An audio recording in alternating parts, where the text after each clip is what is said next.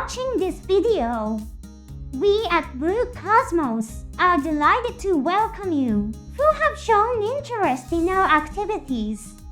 Today, we will introduce you to the origins of our organization and the ideologies that drive our actions.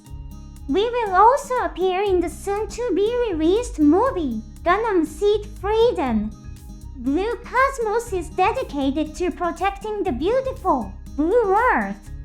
In the story of Gundam Seed, we have been active alongside the Atlantic Federation, a huge organization representing the Earth Alliance.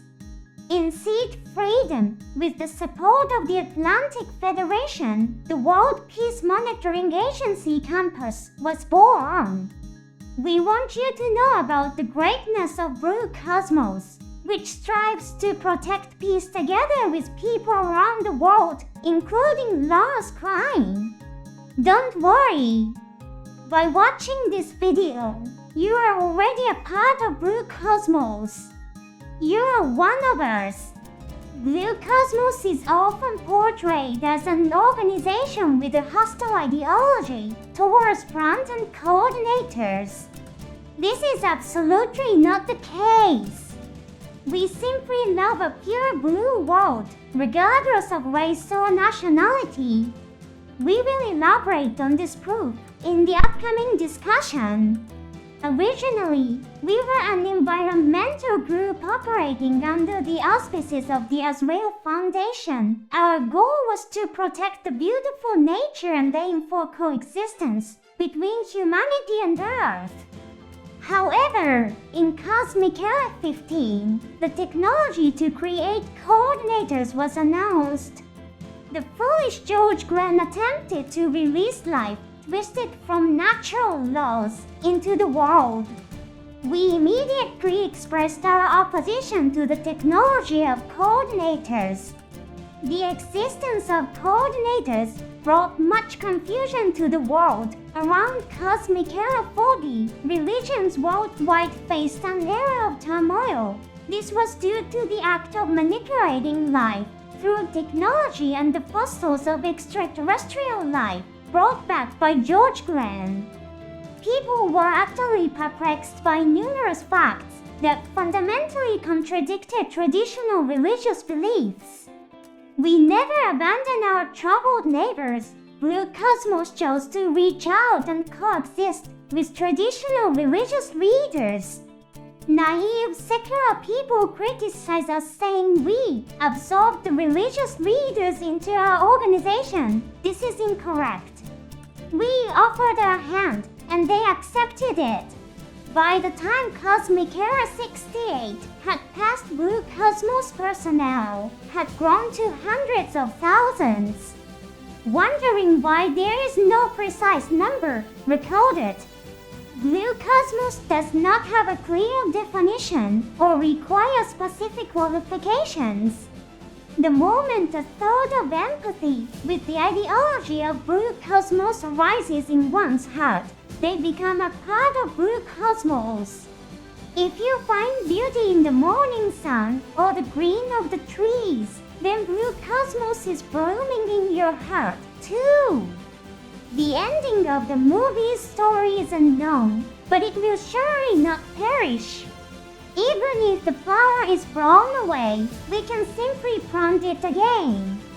Thus, Blue Cosmos welcoming many people also included politicians and military personnel and others related to the state as its members.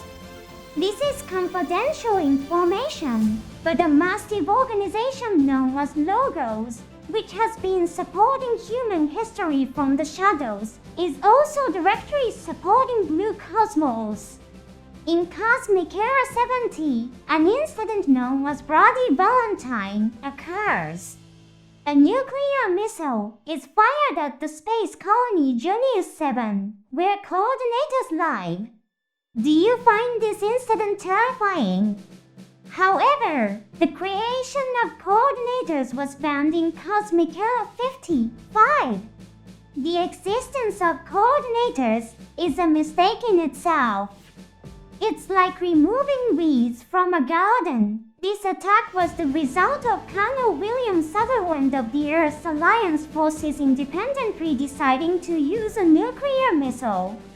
His decision, which transcended the framework of a soldier to protect the Earth, is significant for Blue Cosmos.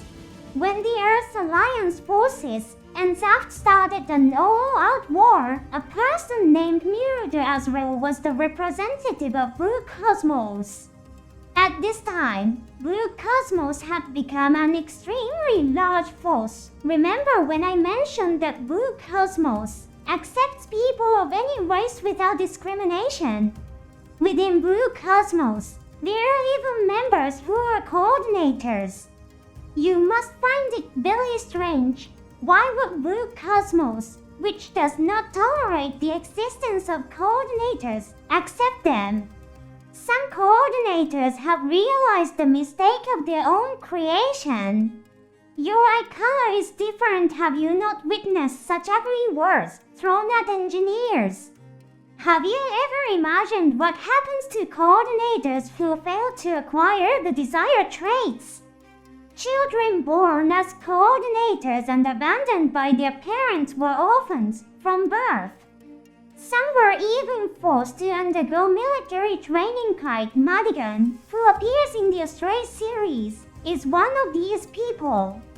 Coordinators, created as such and questioning the selfish behavior of humanity, are the ones we, at Blue Cosmos, accept together. We join forces to vanquish the devil that comes from space. At that time, it would be fair to say that the Atlantic Federation was almost one with us. A strategy was implemented to sacrifice the forces of the Eurasian Federation, a member of the Earth Alliance, to defeat Zaft. They were noble sacrifices. Colonel William Sutherland, a friend of Blue Cosmos, cooperated in this operation. With tears held back, he activated Cyclops while praying for peace, sacrificing our brethren. This operation made the Atlantic Federation the largest faction within the Earth Alliance forces. It wouldn't be wrong to say that Blue Cosmos had control over the Earth Alliance forces. Some nations of the Eurasian Federation, dissatisfied with these operations, declared independence. The Emerging Nation Foundation, which appears in Seed Freedom, is one such entity. Those who cannot comprehend the value of such noble sacrifices are not significant. In the beginning of the movie, we at Blue Cosmos will easily defeat them. It has been revealed that Foundation has requested to participate in operations with Compass. However, the organization supporting Compass is the Atlantic Federation. Don't you think it's foolish for a nation not to understand such a thing? In the era of Sea Destiny, a person named Lord Dybril became the leader of Blue Cosmos. At this time, Mr. Dybril was a member of Logos. While just one of the members, he effectively became the leader of Logos. During the operation with the Destroy Gundam, members of Logos were a bit perplexed. Everything will be burned to ashes, leaving nothing behind. Unfortunately, Logos was an organization primarily driven by economic interests. However, Mr. Dybril made a decision for the sake of a pure, blue world. Determined to defeat the devil from space, he ensured the thorough implementation of the attack by the Destroy Gundam. He also put a lot of effort into realizing the ideals of Blue Cosmos. Do you think Mr. Dybril is a villain? That's a result of Gilbert Duano's manipulation of information. In the novel version of Gundam Seed Destiny, Mr. Dybril's feelings are described in more detail. Mr. Dybril flees from the Zaft forces, which are under Duano's control. It is a scene where he escapes along with soldiers of the Orc forces. The Orc soldiers, decided to cooperate for monetary gain and the protection offered by Mr. Dibril. However, Mr. Dibril did not genuinely appreciate them. He was acting sincerely, thinking only of the future of humanity. Can't believe it. This is his true, unvarnished sentiment as told in the novel. Mr. Dibril considered people swayed by money and immediate benefits as undesirable. For Blue Cosmos individuals who could not dedicate themselves with good intentions for the sake of humanity's history were unnecessary. When the Heavens base fell, Mr. Dibril abandoned the members of Logos. This was not just him fleeing alone. He made a choice to ensure the survival of only those personnel necessary for the future of humanity. Unfortunately, both Miru de Azrael and Lord Dibril are no longer present in the era of seed freedom. However, Blue Cosmos is still very much alive. Blue Cosmos is not a term that refers to a specific organization alone. It's a word that denotes the actions driven by ideology and principles. Therefore, Blue Cosmos can never be extinguished. As I mentioned at the beginning, the Atlantic Federation supports the World Peace Monitoring Agency Compass. This is the organization led by Lars Klein, who fights alongside heroes like Freedom and Justice. Now, observe this image carefully. What color do you think surrounds the forces of Compass? Doesn't it appear to be a beautiful blue? Remember the words spoken by Shin Acer and Kira Yamato. Even if a flower is blown away, you just need to plant it again. They will surely fight valiantly for a pure, blue world.